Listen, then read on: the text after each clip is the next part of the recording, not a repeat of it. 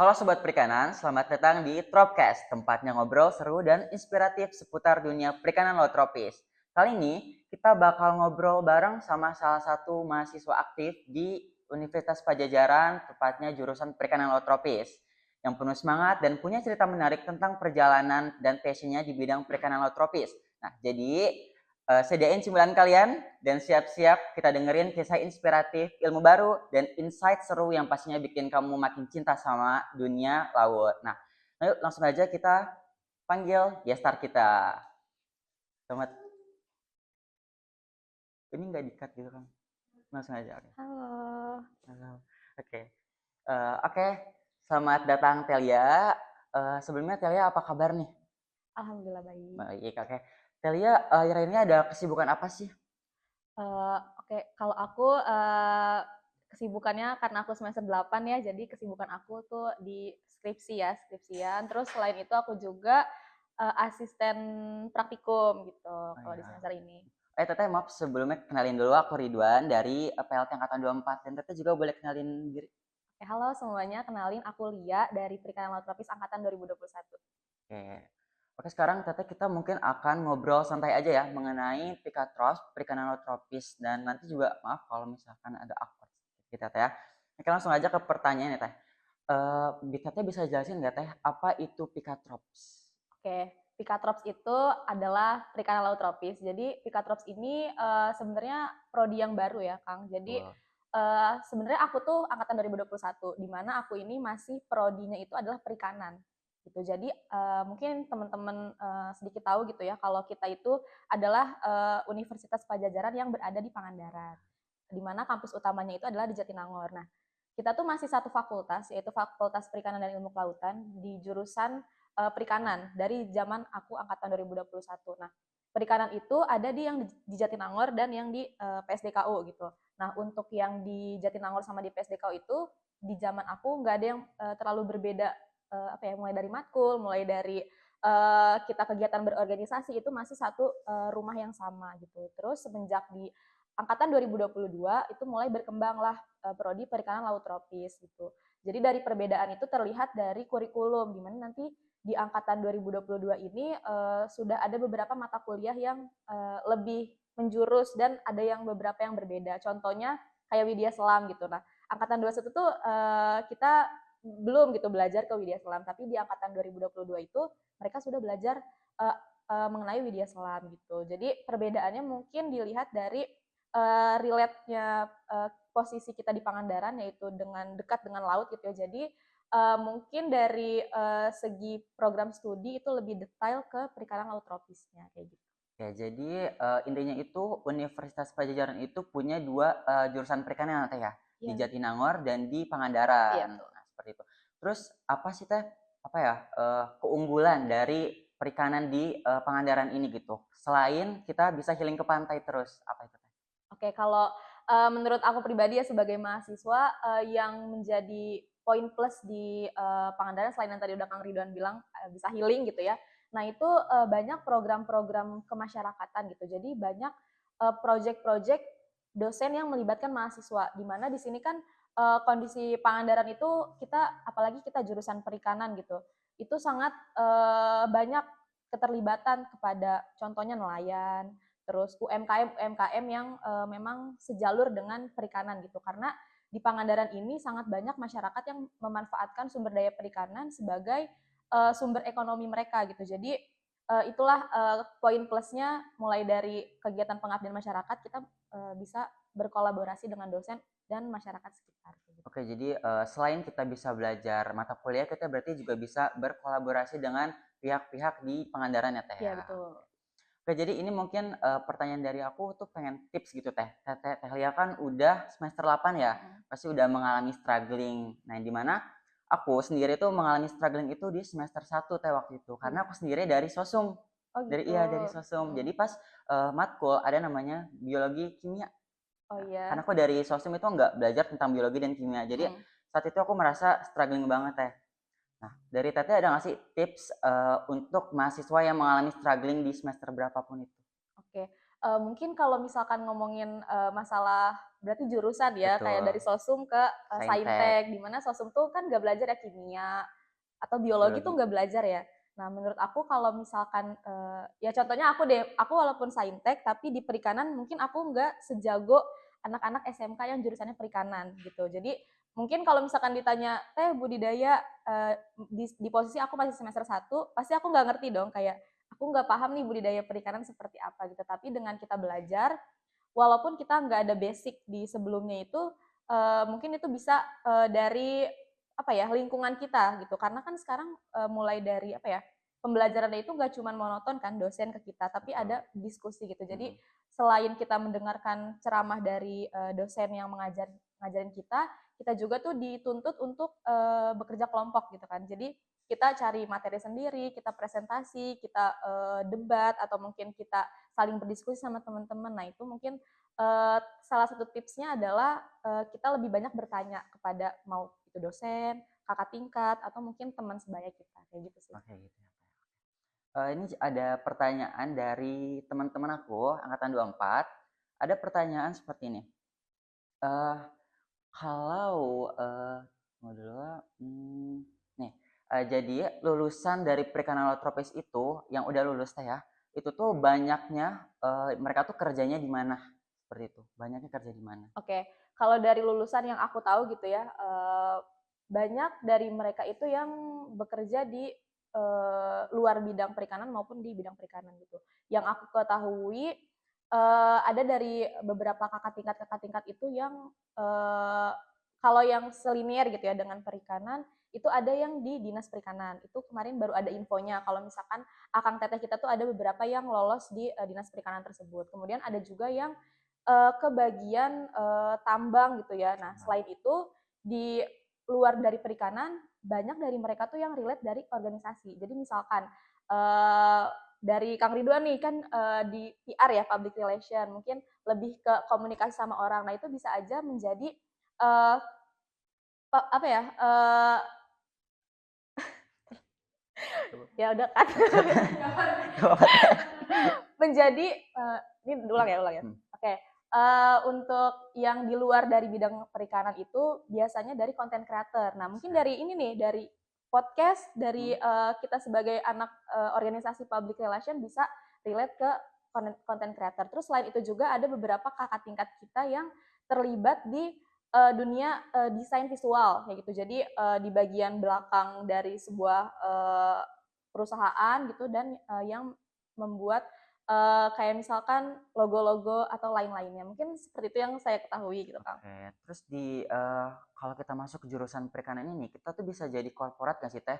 Kayak misalkan kita ambil korporat, kita mau nantinya jadi korporat gitu. Terus kita tuh harus ngambil perminatan apa biar selinjur gitu teh? Korporat apa ya? Korporat tuh kayak apa ya? Kayak pekerjaan yang di kantoran gitu nggak sih teh? Oh, Heeh, yang yang kayak selinjur. oke, oke.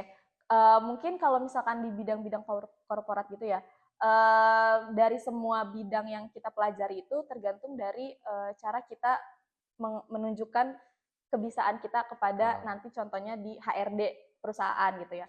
Nah, untuk bidang apa yang bisa teman-teman ambil itu sebenarnya dari semua bidang juga bisa kita kembangkan sendiri gitu.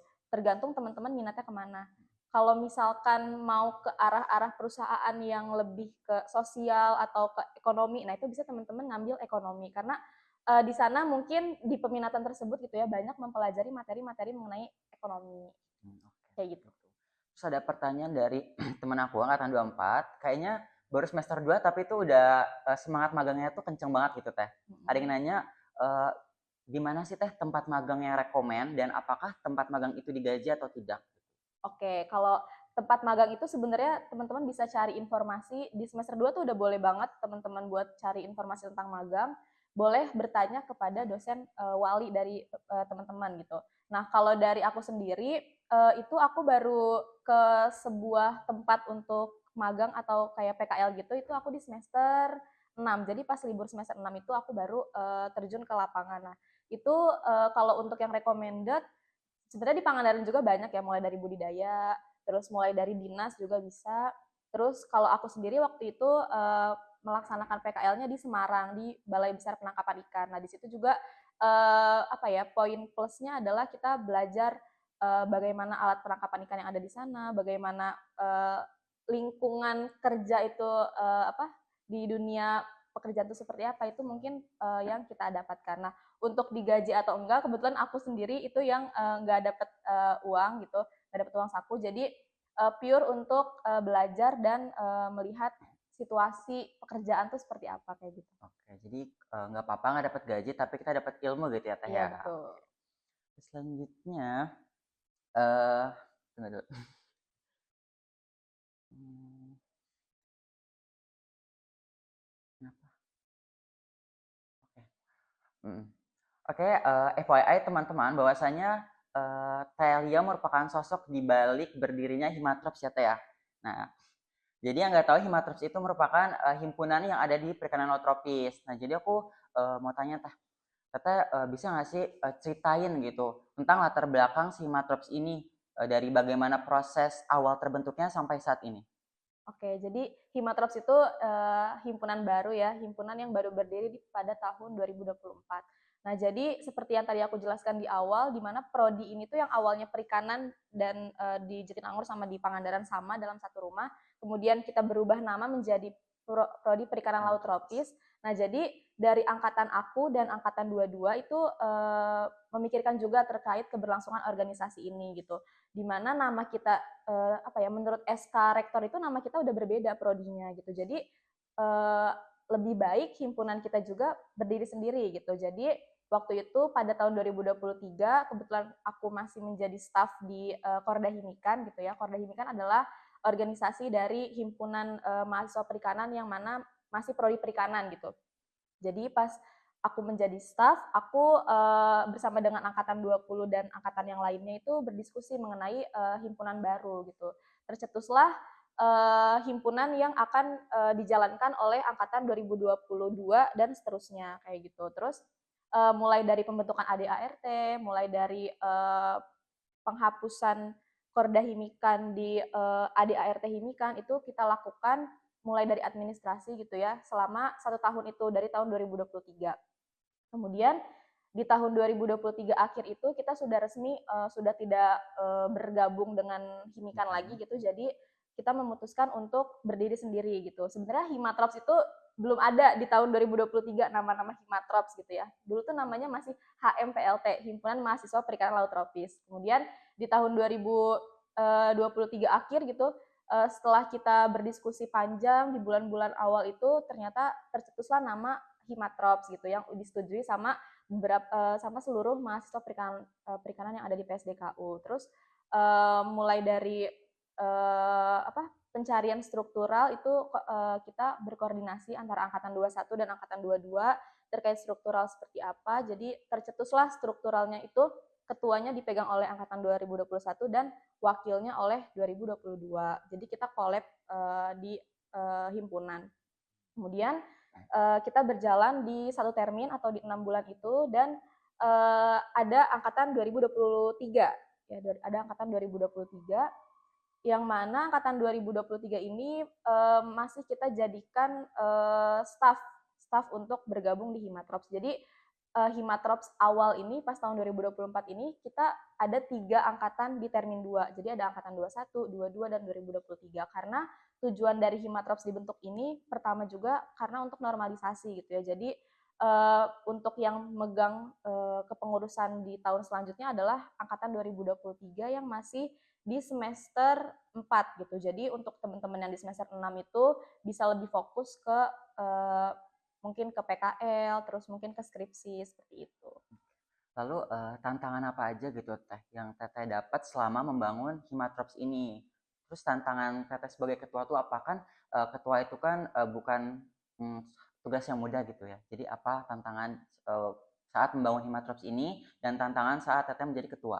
Oke, kalau untuk tantangan itu di awal-awal bangun Himatrops ini sebenarnya adalah omongan-omongan dari pihak luar gitu terkait Himatrops gitu. Kayak kenapa bangun himpunan baru? Padahal kan dulu udah pernah ada gitu lah, ada omongan seperti itu. Tapi hal tersebut mungkin kita kasih apa ya, informasi kepada yang lain gitu bahwa adanya Himatrops ini untuk apa ya, untuk lebih menjurus gitu, karena dari segi prodi saja kita sudah berbeda gitu. Jadi lebih menjurus kalau kita itu punya himpunan sendiri kayak gitu atau Himatrops ini. Terus tantangannya juga mulai dari sebenarnya dari angkatan 2021 sampai 2022 itu masih apa ya, kurang untuk rasa ingin berorganisasi gitu. Karena kan emang dari Covid juga kan, Iya, itu betul. emang udah jadi tantangan seluruh Indonesia mungkin ya, dari mulai dari kekosongan jabatan dan lain-lainnya. Terus mulai dari kita beralih gitu dari yang tadinya kita full daring sampai yang kita harus bangkit lagi untuk ada kegiatan segala macam. Jadi di situ tantangan yang aku hadapi tuh gimana caranya mereka tuh mau ke himpunan, gimana caranya mereka tuh bisa dapat banyak pengalaman dari himpunan. Tapi sejauh ini alhamdulillah gitu ya, banyak yang mau berkomitmen di himpunan, banyak yang mau bekerja sama di himpunan. Jadi banyak tantangan tapi banyak juga yang mendukung. Jadi aku bisa sampai saat ini kayak gitu. Terus langkah awal apa yang Teteh lakuin untuk menarik apa sih seluruh kema untuk masuk ke himpunan Teh? Karena yang saya tahu juga ya bahwa kema-kema sekarang pun agak susah gitu Teh untuk masuk join ke himpunan atau sekedar ke kepanitiaan gitu Teh. Oke, kalau zaman dulu gitu ya, Iya. eh, sebenarnya tetap Mm-mm. susah. Gimana kalau misalkan case-nya kita maksa, itu kan jadi tanggung jawab yang mereka berikan kepada contoh acara itu kan jadi nggak all out ya. Betul. Kalau misalkan mereka kita paksa, karena pernah ada case aku kayak ayo dong ikut-ikut gitu ngajak-ngajakin, tapi mungkin karena bukan dari kemauan mereka sendiri, jadi Nggak ya maksimal kita gitu Teh ya. ya kita harus kayak mewajarkan kalau Betul. misalkan orang ini tuh kurang maksimal dalam melakukan kegiatan tersebut. Tapi di sisi lain setidaknya dia sudah mencoba untuk ikut masuk dalam kepanitiaan. Terus ya sebenarnya untuk mengajaknya itu lebih enaknya sih dari teman ke teman gitu. Jadi misalkan dari Kang Ridwan gitu ada acara di podcast ini terus butuh kepanitiaan, mungkin dari Kang Ridwan itu butuh orang yang emang mau untuk menjalankan acara ini gitu. Kalaupun misalkan nggak mau, coba kita cari lagi yang mungkin berpotensi gitu. Selain itu, caranya kita ngajak orang tuh kita coba kasih feedback. Kayak misalkan aku pernah loh ikut podcast ini, aku pernah ikut program kerja ini, Nanti dapat ini nanti gitu. dapat ini. Nah, coba kamu lebih kayak kasih penjelasannya tuh yang bisa buat mereka tuh kayak oh Tertarik gitu Teh ternyata ya. iya ternyata bisa dapat poin plus ini ya gitu. Jadi ya iming-iminginnya tuh yang bagus-bagus gitu. Karena memang beneran bagus kok. Bagus ya. Ya gitu. Terus ini ada pertanyaan titipan Teh dari dosen. Jadi katanya gimana sih Teh caranya buat ngebangun suatu himpunan baru lagi? Karena yang aku tahu ya buat himpunan kan nggak mudah ya. Jadi emang harus punya plan yang jelas dulu dan niat yang kuat pasti akan terlaksana gitu kan. Jadi gimana Teh cara buat himpunan baru versi Teh? Kalau dari aku sih jujur dulu pas bikin himpunan ini pas aku lagi KKN ya, teman-teman. Jadi emang lagi pertama lagi ngurusin KKN juga dan lagi mikirin tentang himpunan juga gitu. Nah, waktu itu sih aku diskusinya karena aku deket sama apa ya, maksudnya dosen yang terdekat itu kan dosen wali ya. Jadi aku coba konfirmasi, aku coba apa ya, kayak diskusi dulu sama dosen wali terkait himpunan ini seperti apa. Terus dari dosen wali aku langsung komunikasi ke Kaprodi. Karena kan Kaprodi Perikanan Laut Tropis itu termasuk pembina Himatrops juga kan. Jadi aku apa ya, ngobrol ke Ibu Lantun gitu terkait himpunan ini seperti apa. Kemudian selain ke dosen-dosen, aku juga ke kakak tingkat gitu. Jadi mungkin ke ketua himpunan tahun lalu, terus ngobrol-ngobrol melihat pandangan dari mereka seperti apa. Setelah aku ngobrol ke ketua himpunan, aku ngobrol ke angkatan aku dulu karena aku di sini butuh teman-teman yang support aku dalam pembentukan himpunan. Jadi aku ngobrol lah ke angkatan aku karena di sini posisinya aku ingin menjadi ketua himpunan gitu ya. Jadi aku membutuhkan support dari teman-teman. Selain itu, karena kita ada tujuan untuk normalisasi dan kita collab sama Angkatan 22, aku berkomunikasi dengan seluruh Angkatan 22. Jadi yang ingin berkontribusi di himpunan itu mulai ditarik-tarikin. Nah, kalau tips yang pertama tuh aku sering berkomunikasi dengan bagian ketua-ketua, misalkan kayak ketua, wakil, terus ada kadep, wakadep kayak gitu. Jadi berkomunikasinya tuh seringnya sama teman-teman itu gitu. Terus setelah itu kita ngobrolin terkait program kerja, terkait timeline, terkait tujuan dari Himatrops ini seperti apa, visi misi segala macam. Dan ada ART yang kita ringkas lagi juga, yang kita perbaiki lagi juga itu bersama dengan teman-teman ring 1 lah ya kita sebutnya, sama teman-teman ring 1. Terus setelah kita punya data itu semua, setelah kita ngerasa kuat, baru kita informasikan oprek kepada staff-staff kayak gitu. Jadi staff itu terbuka untuk angkatan 21 dan angkatan 22. Kayak gitu sih. Jadi proses tuh nggak mudah kayak panjang Iya. gitu ya. Oke, pertanyaan selanjutnya, apa sih harapan Telia untuk generasi mahasiswa perikanan laut tropis selanjutnya? Oke, kalau harapan aku sih semoga teman-teman selain aktif di kegiatan perkuliahan gitu ya, teman-teman juga aktif di kegiatan organisasi. Organisasinya tuh mungkin bisa dilihat dari jangka panjang dan jangka pendek. Kalau misalkan teman-teman bergabung sebagai anggota himpunan ataupun misalkan anggota dari organisasi yang lain gitu ya, kayak misalkan dari BEM, Korda BEM atau dari UKM itu kan jangka panjang ya, selama 1 tahun periode gitu. Jadi itu harus berkomitmen. Atau kalau teman-teman ngerasa aku kayaknya kurang bisa deh berkomitmen dalam jangka panjang, oke teman-teman bisa coba ke kepanitiaan aja. Karena kepanitiaan tuh biasanya cuma paling lama tuh 1 bulan. Atau ada yang ya 1 minggu doang juga itu ada gitu. Jadi teman-teman bisa mencoba. Karena benefitnya apa sih gitu ya? Benefitnya adalah teman-teman yang pertama bisa bersosialisasi dengan teman-teman yang lain. Karena menurut aku ya, kalau misalkan kita masuk kelas, itu cuma sekitar 90 menit ya, 90 menit dan itu kita full mendengarkan dosen berbicara. Sedangkan kalau kita berorganisasi itu kita full untuk kita berdiskusi penyelesaian masalah seperti apa, terus kita mempersiapkan administrasi segala macam, kita mempersiapkan acara, terus kita bisa ngobrol sama teman-teman yang lain, itu hal yang sangat plus banget yang nggak bisa teman-teman dapetin kalau teman-teman cuma duduk doang di kelas untuk belajar kayak gitu. Jadi itulah. Telia kasih satu kalimat dong buat yang menggambarkan perikanan laut tropis itu apa? Oke, 1 kalimat. Perikanan laut tropis, selain belajar, kita juga healing. Oke, siap. Oke, yang terakhir Teteh, bisa dong kasih pesan untuk para pendengar podcast kita yang mungkin tertarik dengan dunia perikanan dan kelautan gitu ya, dan untuk mengajak adik-adik juga untuk join ke Pikatrops ini. Oke, buat teman-teman yang dengerin podcast ini, POV dari aku ya, mahasiswa tingkat akhir, kalau perikanan laut tropis itu seru, mulai dari dosennya itu seru-seru, terus teman-temannya juga sangat suportif, organisasinya juga mantep-mantep banget prokernya. Jadi teman-teman yang mau jadi bagian dari kita, jangan lupa untuk join ke perikanan laut tropis karena selain seru, kita juga bisa healing gitu. Terus selain itu teman-teman juga jangan lupa cek Instagram Pikatrops karena di situ banyak banget kegiatan-kegiatan yang mungkin bikin teman-teman iri karena teman-teman pengen jadi mahasiswa perikanan laut tropis. Betul. Nah, saya udah nggak kerasa ya kita udah beberapa menit ngobrol gitu ya. Nah, pesampaian informasi di RTT juga udah jelas banget. Tadi juga bikin aku semangat gitu ya. Aku kan baru semester 2, dengar Teteh informasi ngomong gitu tuh bikin aku semangat buat bangkit lagi dari yang struggling tadi gitu. Pokoknya juga semangat terus buat Telia untuk mengejar gelar SPI-nya gitu. Dan terima kasih buat teman-teman yang sudah menyaksikan podcast Himatrops ini. Sekian dari saya. See you next time. Dadah. Bye.